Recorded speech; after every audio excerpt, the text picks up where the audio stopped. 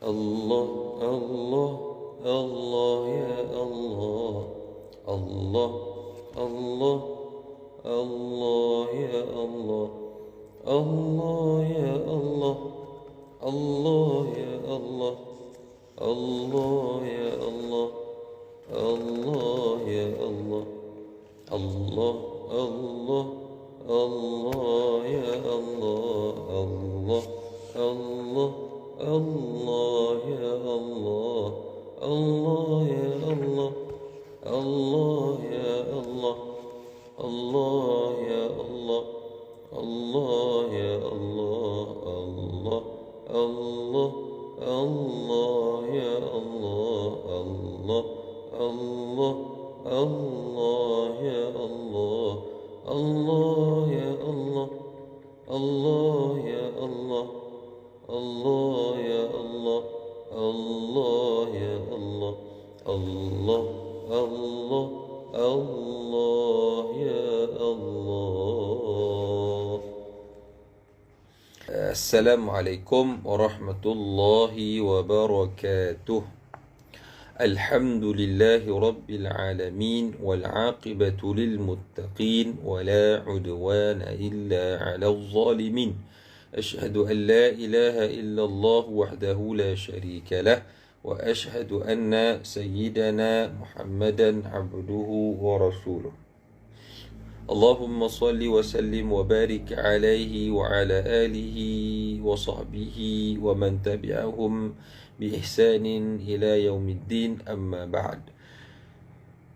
Subhanaka la ilma lana illa ma 'allamtana innaka antal alimul hakim.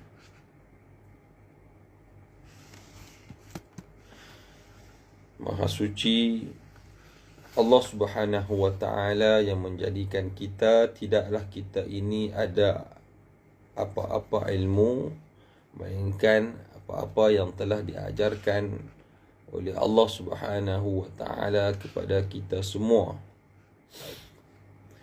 InsyaAllah pada pagi ini kita akan sambung lagi bacaan hadis ke-15. Bacaan secara tertil. Ahlan wa sahlan wa marhaban bikum kepada semua yang setia menanti bersama di udara.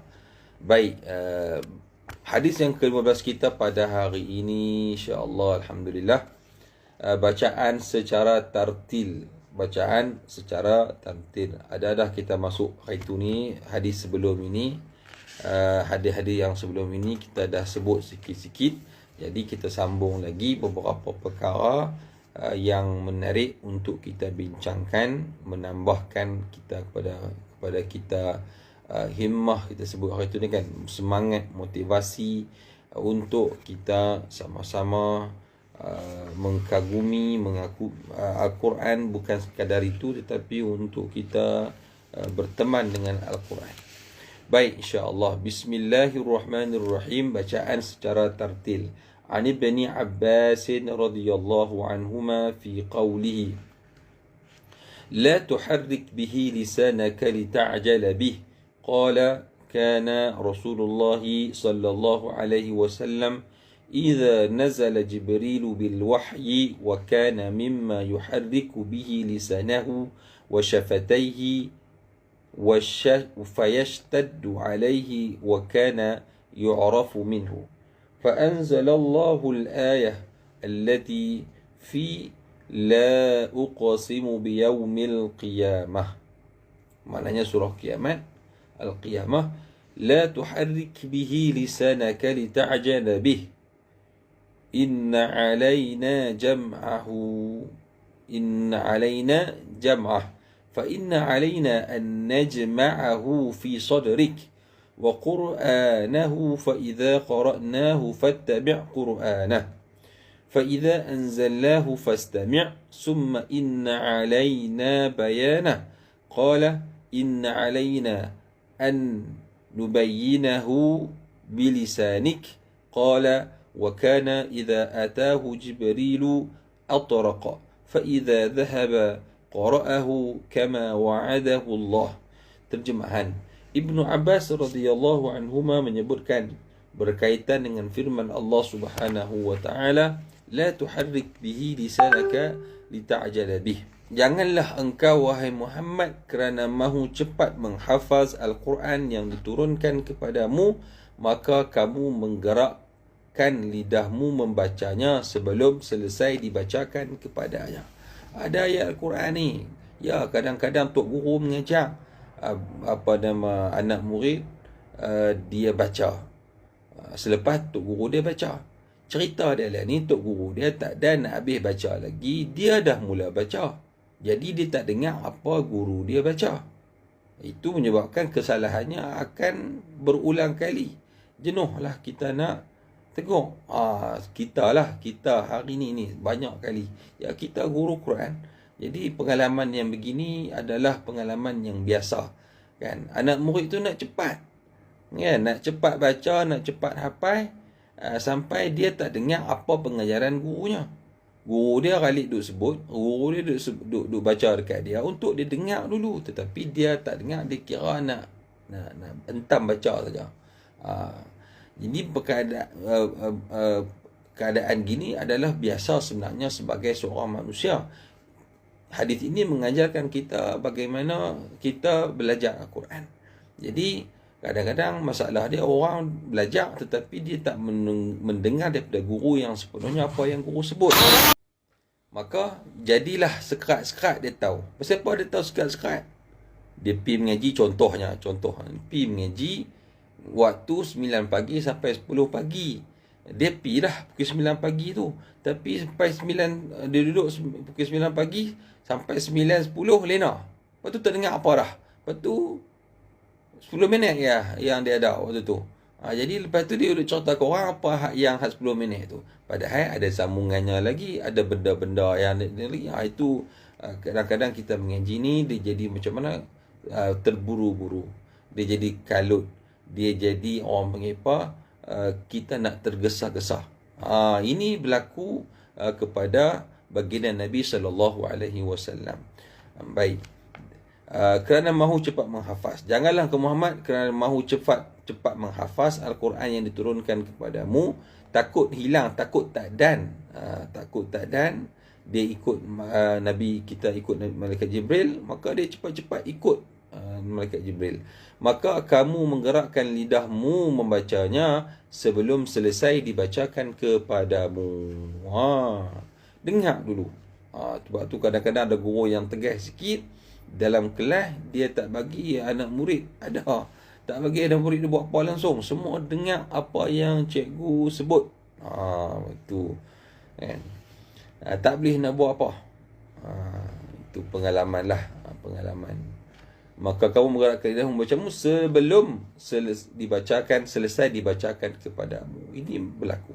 Sambung Ibnu Abbas radhiyallahu anhu lagi, apabila Jibril alaihi salam turun kepada Rasulullah sallallahu alaihi wasallam dengan membawa wahyu, maka biasanya beliau menggerakkan lisan dan kedua-dua bibirnya.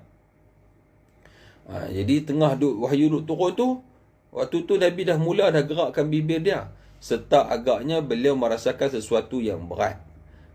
Maka Allah Subhanahu wa taala menurunkan ayat ini dalam surah Al-Qiyamah. La tuharrik bihi lisanaka lita'jala bih, inna 'alaina jam'ah. Janganlah engkau wahai Muhammad kerana mahu cepat menghafaz Al-Quran yang diturunkan kepadamu, maka kamu menggerakkan lidahmu membacanya sebelum selesai dibacakan kepadamu. Macam kita sebut tadilah. Kan? Sesungguhnya kami yang akan mengumpulkan di dalam dadamu. Jangan kalut, jangan kelang kabut. Dengar dulu apa yang guru kita nak sampaikan. Barulah kita mula membaca. Barulah kita mula menghafaz. Itu lebih baik. Wa Qur'anah. Fa'idha qara'nahu fattabi' Qur'anah. Jam'ahu disambung di atas tu. Inna alaina jam'ahu wa Qur'anah. Fa'idha qara'nahu fattabi' Qur'anah. Dan menetapkan bacaannya pada lidahmu. Jadi jangan risau. Allah Ta'ala akan beri kepada kita. Kan? Maka apabila kami menurunkannya dengan sempurna, maka dengar dan bacalah menurut bacaannya itu. Fokus. Kita fokus dulu apa yang guru sebut, apa yang guru bacakan kepada kita. Baru kita ikuti apa yang dibacakan kepada kita tu. Summa inna alaina bayanah. Kemudian kamilah yang benar-benar yang akan menjelaskan kandungannya melalui lidahmu. Bukan hanya sekadar dibacakan kepada Nabi ayat-ayat Al-Quran, tetapi dibantu juga dengan menjelaskan apakah maksud daripada kandungan ayat-ayat yang diturunkan kepada baginda Nabi sallallahu alaihi wasallam, sehingga Nabi menjadi faham apa yang disampaikan kepada baginda.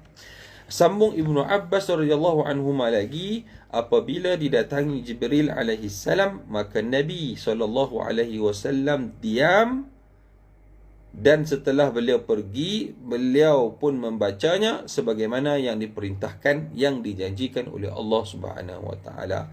Maka bila turun ayat yang macam ni, maka Nabi pun diam seketika mana, tatkala mana malaikat Jibril mendatangi beliau membacakan ayat-ayat Al-Quran. Selepas malaikat Jibril pun pergi, baginda pun membaca seperti mana yang diperintahkan, seperti mana yang dijanjikan Allah, bahawa Allah Ta'ala akan memberikan kepada Nabi ingatan, hafalan, ataupun dapat mengingat apa-apa yang diturunkan kepada baginda Nabi sallallahu alaihi wasallam. Baik, kita lihat kepada biodata perawi dah disebutkan dalam hadis yang kedua, sila rujuk ke sanalah.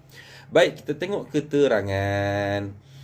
Allah Subhanahu wa taala menasihatkan rasulnya supaya tidak tergesa-gesa membaca ayat Al-Quran ketika sedang turun, agar tidak ada ayat yang tertinggal atau terlepas bacaan sebelum Jibril alaihissalam selesai menyampaikannya. Jadi macam kita cerita tadilah, kan, malaikat Jibril, contohlah kita tu guru ajar, alif, ba, ta, tha, jim, ha, kha. Jadi dengar dulu semua baru dibaca, kan. Ataupun kalau murid yang agak lambat sikit, alif, baru sebut alif satu-satulah. Jadi kalau kita sebut alif, ba, ta, sa, baru tang ta, dia dah sebut alif, dia dah ikut alif kita tadi ni. Alif, ba, ta, dia murid tadi ni alif, makna dia tak dengar huruf ta yang dibacakan oleh gurunya. Jadi dia baca alif, ba, ta, sebab dia tak dengar guru dia kata apa, itu akan menyebabkan dia tak boleh nak ikut. Itu cerita dia. Jadi guru pun kena tengok juga anak murid. Kalau anak murid ni dia boleh, contohnya kalau alif bata tu boleh 5 huruf sekaligus, 5 lah. Kalau anak murid tu jenis ya Allah lambat, jadi kita pun satu-satulah. Alif dia pun alif, ba dia pun ba. Tapi kalau kata yang jenis cepat, dia boleh ingat alif, ba, ta, tha, jim, ha, dia baru baca. Jadi tengok juga, kita tengok juga dengan keadaan semasa situasi orang yang berhadapan dengan kita. Baik, setelah turun ayat Al-Quran, memang khuliqal insan min ajal, dijadikan manusia ini dalam keadaan yang tergesa-gesa, suka nak buat kalut, dan kadang-kadang tak payah buat kalut pun tapi dia nak buat kalut juga. Memang manusia, sifat manusia macam tu. Baik, jadi kita kena ingatlah, perlukah kita dia buat tergesa-gesa, terburu-buru, kalut dan sebagainya, kan? Setelah turun ayat Al-Quran dalam dalam surah Al-Qiyamah ini, Rasulullah SAW pun mendengar dengan baik dan teliti bacaan Jibril alaihissalam sehingga selesai. Ayat hadis ini juga menunjukkan kepada kita cara bagaimana untuk kita belajar dan mengajarkan Al-Quran. Walaupun di sini tajuknya bacaan secara tartil, tetapi di sana juga ada beberapa manfaat ataupun faedah lain yang kita dapat daripada hadis ini. Baik, ini antara adab sebenarnya belajar dan mengajar Al-Quran. Setelah itu barulah Nabi SAW membacanya sebagaimana yang telah diajarkan. Kemudian Allah Subhanahu Wa Taala memberi jaminan bahawa dia, yakni Allah Subhanahu Wa Taala akan mencurahkan kefahaman dengan jelas terhadap makna-maknanya. Jadi ayat Quran sebut wattaqullah wa yu'allimukumullah, dan bertakwalah kamu kepada Allah Subhanahu Wa Taala. Allah Taala akan mengajarkan kamu ilmu, pengetahuan. Baik, cuma kita sebut apa benda, banyakkan berdoa, banyakkan kita berikhtiar, kita berusaha, dan kita habis kita berikhtiar, kita berazam, kita bertawakal ala Allah, kan. Cuma kadang-kadang kita ni nak buat sesuatu tu tak cukup rencah, tak cukup perasa, tak cukup bahan-bahan. Itu yang kadang-kadang kita tak dapat apa yang kita inginkan. Allah Subhanahu Wa Taala berfirman, "Fata'ala Allahul Malikul Haqq wa la ta'jal bil Qur'ani min qabli an yuqda ilayka wahyuh wa qur rabbi zidni ilma." Dalam surah Toha ayat 114 juga menegaskan hal ini. Maka tinggi Allah yang Maha tinggi Allah yang menguasai seluruh alam, lagi yang benar pada segala-galanya. Dan janganlah engkau, wahai Muhammad sallallahu alaihi wasallam, tergesa-gesa membaca Al-Quran sebelum selesai dibacakan oleh Jibril kepadamu, dan berdoalah dengan berkata, itu pentingnya juga berdoa, dan berdoalah dengan berkata, wahai Tuhanku, tambahilah ilmuku, Rabbi zidni ilma. Rabbana zidna ilma, untuk kalau ramai. Kalau untuk seorang ialah Rabbi zidni ilma. Doa selalu Rabbi zidni ilma, Rabbi zidni ilma. Rabbi, wahai Tuhan, zidni, tambahkan kepadaku, ilma, ilmu, pengetahuan. Kena doa selalu. Baik, kerana Allah Ta'ala sebut juga dalam hadis dengan ayat Quran yang lain, menyebut yarfa'illahu alladhina amanu minkum walladhina utul ilma darajat. Allah Ta'ala angkat darjat orang yang beriman dan orang yang mempunyai ilmu, pengetahuan, beberapa darjat. Dan ayat-ayat yang lain lah.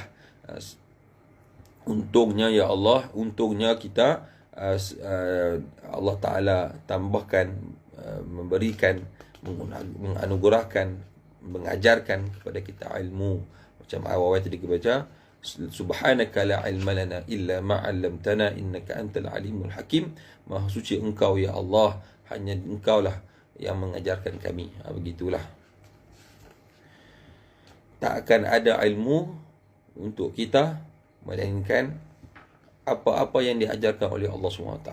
Maka apabila kita beroleh ilmu pengetahuan, maka ingat yang memberikan, menggunakan ilmu ialah Allah SWT, dan guru-guru yang lain itu hanyalah sebagai satu perantaraan lah.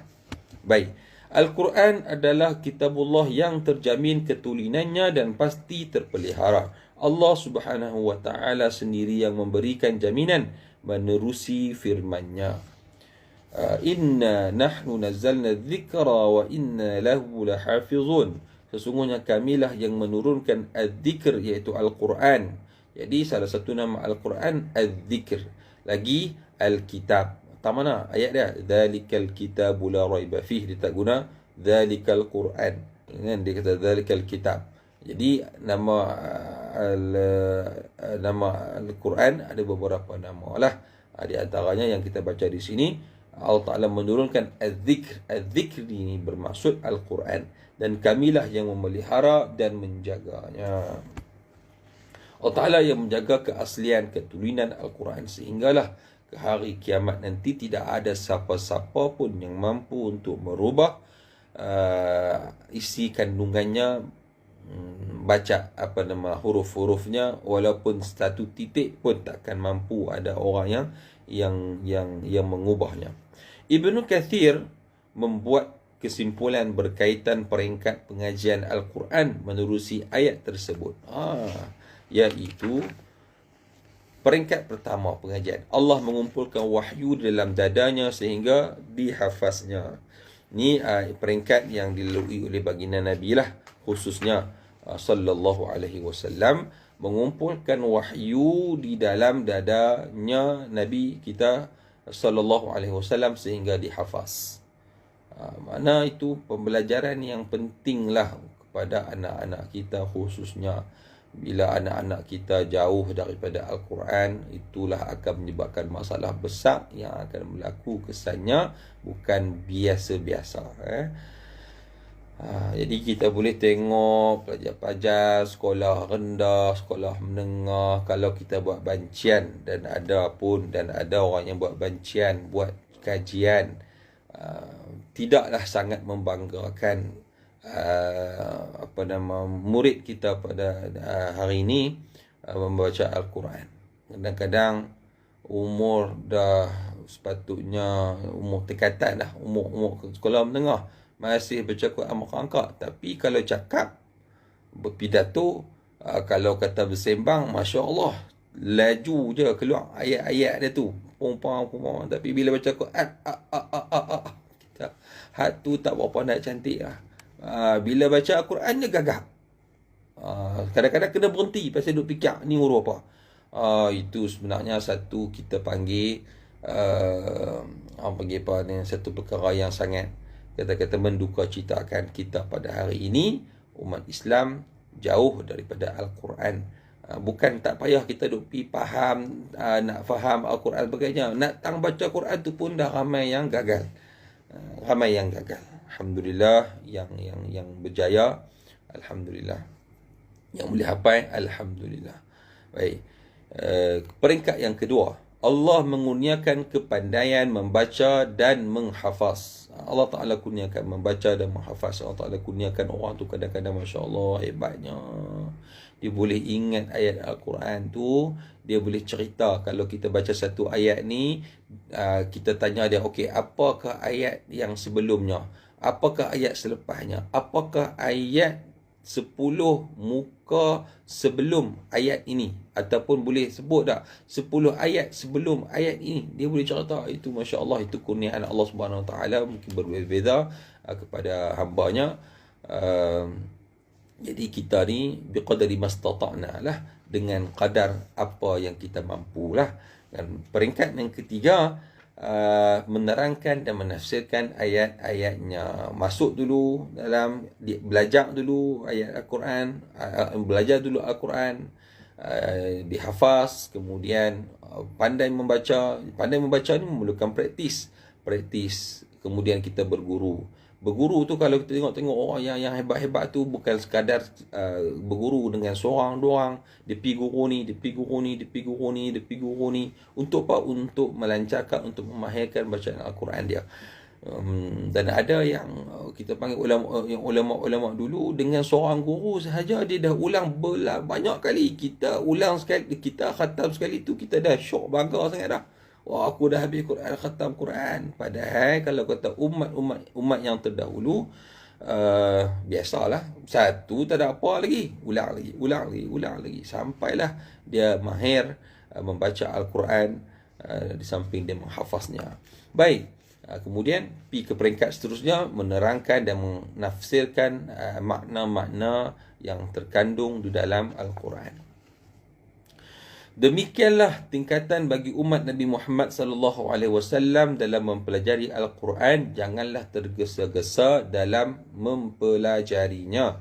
Al-Quran hendaklah benar-benar ditekuni dan dipelajari dengan sebaik-baiknya daripada ahlinya yang mahir dan berautoriti. Kena tahu juga, kena cari guru yang betul-betul. Kalau kami dalam bidang ilmu tajwid bacaan Al-Quran pun, kita dapati guru-guru Al-Quran ni pun kadang-kadang kita tengok macam-macam cerita, macam-macam dia bawa main benda yang kita pun tak tahu main ikut mana kan. Kadang-kadang saya dalam grup ahli-ahli guru-guru Al-Quran yang bersanad guru Quran, lepasan universiti kami, alumni Mahad Qiraat. Kadang tu depa main isu, tengoklah kawan ni di tempat sana isu challenge, main cerita ni boleh tak lagu ni. Kawan ni pula Macam ni pula kawan dia cerita. Allahu Akbar. Jadi perkara-perkara yang macam tu menjadi perdebatan, menjadi semagi kadang-kadang jadi tak elok pula. Pasal bukan kelai pula. Jadi macam berkelai pula. Jadi carilah guru yang benar-benar ahli dan berautoriti dalam bidang tersebut. Baik pengajaran. Allah Subhanahu wa taala mengajarkan kaedah berkesan pengajaran dan pembelajaran kepada umat Nabi Muhammad sallallahu alaihi wasallam, khususnya tentang pengajian Al-Quran lah. Yang kedua, menjaga adab sangat penting dalam proses pengajaran dan pembelajaran. Jaga adab. Jadi jangan bercakap, jangan sembang, jangan kira kita nak kalut kelang kabut. Kan guru tak habis mengajar lagi, kita dah nak buat kerja. Kan? Jadi kita kata aku advance, ada. Bukan masalah tu. Takut bila kita jadi macam tu, kita akan tertinggal beberapa informasi penting yang nak disebutkan kepada guru. Baik, yang disebutkan oleh guru kita. Yang ketiga, Islam amat mementingkan ketulinan ilmu supaya ia tidak tersasar daripada tujuannya. Itu kita ada dah sebut dah sebelum ini. Islam sangat mementingkan ketulinan ilmu, memahami Islam itu dengan secara yang benar. Ada orang dia faham Islam dengan cara tak benar. Dia salah faham terhadap Islam dan sebagainya. Pada akhir zaman ini macam-macam yang kita boleh lihat, macam-macam yang kita boleh tengok, pening kepala kita, kan?